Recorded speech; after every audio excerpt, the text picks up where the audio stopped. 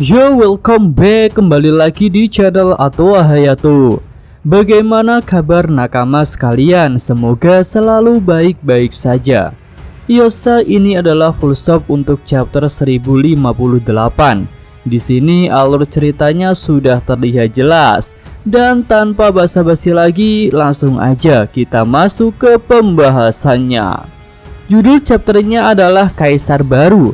Untuk covernya menunjukkan Caesar yang telah membantu Jerma meminta untuk pergi bersama mereka. Oke, masuk ke cerita. Bagian awal menunjukkan kemarahan Nami atas tindakan bodoh Luffy yang nekat melompat ke air terjun. Yonko Luffy pun diperlihatkan babak belur oleh Nami dan dia dikurung pada sebuah sangkar. Luffy berusaha meminta maaf tapi Nami masih marah. Melihat hal itu, Jinbe berusaha menenangkan Nami. Tapi kru baru bajak laut topi jerami itu tidak berdaya di hadapan kemarahan Nami. Chopper pun memberitahu Jinbe jika dia tidak boleh mendekati Nami yang sedang marah. Ya, sementara itu Franky terlihat bangga dengan kekuatan kapal Sanigo. Karena walaupun sudah terjatuh cukup tinggi, Sanigo hanya mengalami sedikit kerusakan saja. Selanjutnya ada burung anak buah Morgan yang mengantarkan koran kepada Robin. Dalam koran itu sudah muncul bounty terbaru dari bajak laut topi jerami. Sanji pun langsung kegirangan untuk melihat berapa harga bounty terbarunya. Narator pun membacakan bounty terbaru dari bajak laut topi jerami dari yang paling kecil hingga yang paling besar. Inilah bounty dari Yonko baru Luffy si topi jerami dan 9 komandannya. Dr. Chopper pecinta permen kapas, hewan peliharaan, bounty 1000 berry. Chopper berkata, apa ini meningkat sih, tapi itu... Selanjutnya navigator Nami si kucing pencuri, bounty-nya 366 juta berry. Nami berkata, wah ratusan juta, aku menginginkannya. Lanjut pemusik Brook Soul King, bounty 383 juta berry. Yohohoho, yeah. Selanjutnya Cyborg Franky, bounty 394 juta berry. Tapi di sini Franky marah karena Marin mengubah foto di posternya menjadi gambar boneka Sunny.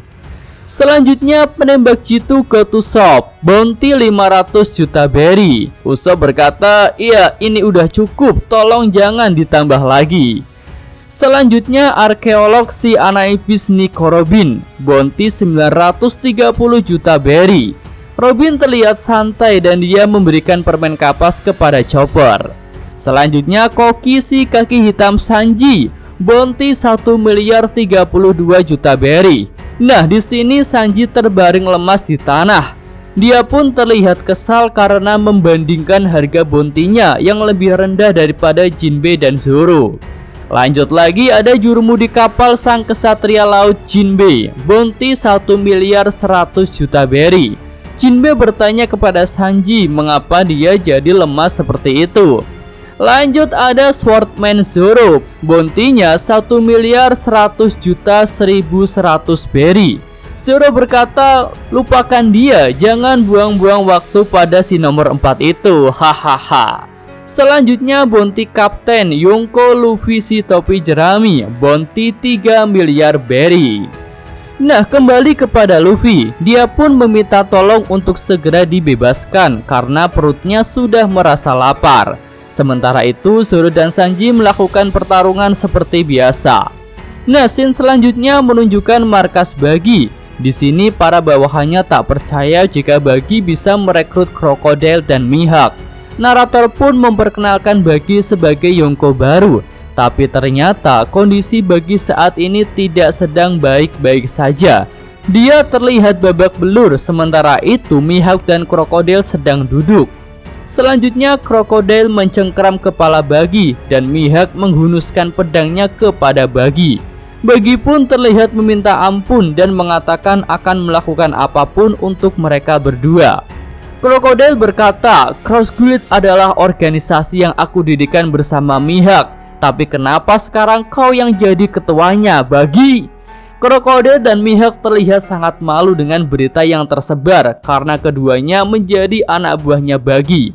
Di sini juga muncul sosok Mr. One yang setia bekerja untuk Crocodile. Nah, selanjutnya ada flashback yang menunjukkan kejadian di markas Mihawk. Di sini Crocodile menghubungi Mihawk untuk membentuk suatu organisasi setelah si Chibukai dibubarkan, dan terungkap juga bahwa dulu Mihawk adalah seorang pemburu marin. Selanjutnya flashback menunjukkan tempat tinggal Buggy. Setelah dikepung, Buggy mencoba untuk kabur dengan cara terbang. Tapi begitu sampai di atas, Buggy malah melihat Crocodile dan Dashbones sudah menghancurkan kapal-kapal yang ada di sana. Para bawahan Buggy mengira rumor yang mengatakan bahwa Crocodile dan Buggy bersaudara itu adalah benar, sehingga di sini Crocodile datang untuk membantu Buggy. Tapi dari lubuk hati yang paling dalam, Buggy ketakutan ketika melihat Crocodile. Buggy merasa takut karena Crocodile akan menagih hutang kepadanya, dan jumlahnya itu cukup banyak. Setelah bertemu, Buggy mengatakan bahwa dia tidak punya banyak uang sekarang. Walaupun bisnisnya sedang bagus, tapi uang yang terkumpul belum banyak karena biaya operasionalnya yang tinggi. Crocodile berkata, "Jika kau tidak punya banyak uang, mengapa tidak kau jual dirimu saja?" Buggy menjawab, "Jangan mengatakan hal menakutkan seperti itu, Croco-chan. Bukankah kita ini rekan yang kabur dari Impel Down bersama-sama?" Crocodile pun mengatakan bahwa dia butuh banyak uang untuk membangun organisasi barunya.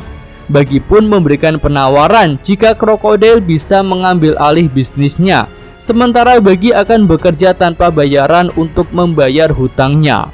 Nah, kembali ke masa sekarang, Crocodile terlihat marah dengan mengangkat poster Cross Guild. Crocodile berkata, "Setelah semua kesepakatan kita, mengapa poster ini yang tersebar ke lautan? Apa maksudnya ini, Buggy?" Buggy terlihat ketakutan dan dia berkata, "Ini semua salah paham, aku benar-benar tidak bermaksud seperti itu." Nah, ternyata poster itu adalah ulah dari anak buah Buggy yang membuat Buggy menjadi ketuanya, sementara Crocodile dan Mihawk menjadi anak buah Buggy. Nah, selanjutnya kita beralih ke markas Angkatan Laut. Di sini mereka sedang membicarakan tentang Buggy.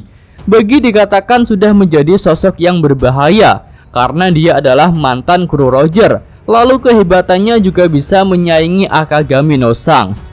Kemudian karena poster Cross Guild, Buggy juga dianggap bisa menaklukkan Crocodile dan Mihawk. Karena itulah Buggy pantas diakui sebagai Yonko. Nah, selanjutnya terungkap bounty dari ketiga pentolan Cross Guild itu. Pertama, Sir Crocodile, pengguna logia yang cerdas dan berkarisma. Bounty-nya 1.965.000.000 berry. Selanjutnya Mata Elang, pendekar pedang yang mampu menandingi Yonko dan menjadi pendekar pedang terkuat. Bounty-nya 3.590.000.000 berry.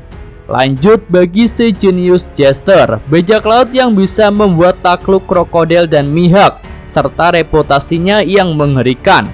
Bounty 3.189.000.000 berry. Nah, kembali ke markas Buggy. Di sini Crocodile sudah siap untuk menghabisinya. Badut itu pun kembali meminta maaf untuk hidupnya. Tapi akhirnya Mihawk mengatakan bahwa mereka bisa menggunakan situasi ini untuk bergerak dalam bayang-bayang, sementara Buggy yang akan jadi pusat perhatian dunia. Crocodile pun bisa menerima saran dari Mihawk, dan akhirnya ketiga pentolan Cross Guild itu muncul di hadapan para anak buahnya. Di sini Buggy berlagak sebagai pemimpin dan dia mengatakan bahwa Cross Guild akan membangun era baru. Nah, di sini Buggy tampak menangis. Para anak buahnya mengira itu adalah air mata kebahagiaan, tapi tentu saja Buggy sedang menangisi nasib malangnya itu. Nah, selanjutnya kita pindah ke markas Revo Army. Di sini orang-orang yang menyerang Mario Joa sudah kembali, tapi Sabo tidak ikut. Mereka pun ditanyai mengenai berita Sabo dan Raja Cobra. Karasu menjawab tidak tahu karena hal itu terjadi setelah dia berpisah dengan Sabo. Tapi Karasu tetap mempercayai Sabo. Koala pun berkata kepada Dragon bahwa dia tidak akan memaafkan Sabo jika berita itu benar.